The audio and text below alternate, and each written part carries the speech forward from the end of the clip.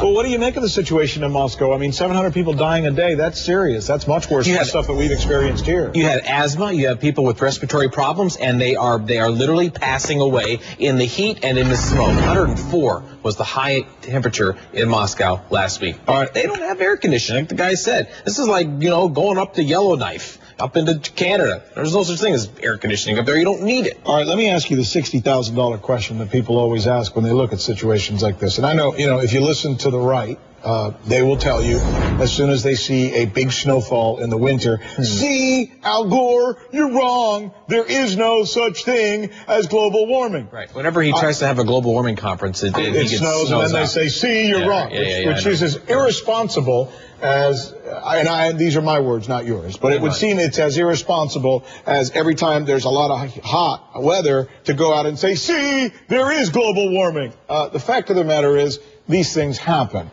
And you usually don't want to draw immediate conclusions from any of it. But there are people who will be out there and they will say, well, you got 700 people dying in Moscow, you got a heat wave in the United States, and now Rick Sanchez is showing me this this thing floating out there off the coast of Antarctica. Is there any reason they should make any kind of tie? I don't think there's any question that this is one of the hottest records for many people, for millions and millions of people.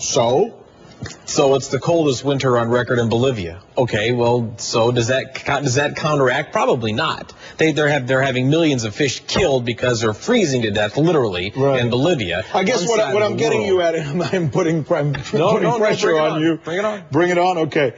Is there anything from your perspective, and I know you're one of many scientists, experts out there, that would lead you to believe that because these three things are happening right now, we're more apt to be able to prove, or somebody out there is able to prove, that there is a consequence from global warming and that it's caused by man?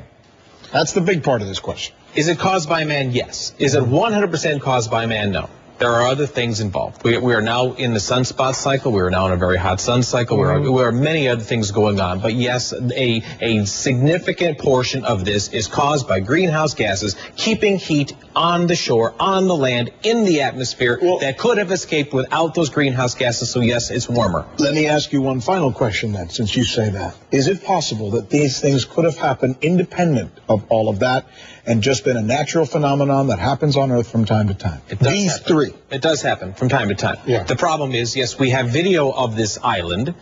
Okay, 50 years ago, do we have video of an ice island off Greenland? No, but the guys who were on the Titanic wish they had.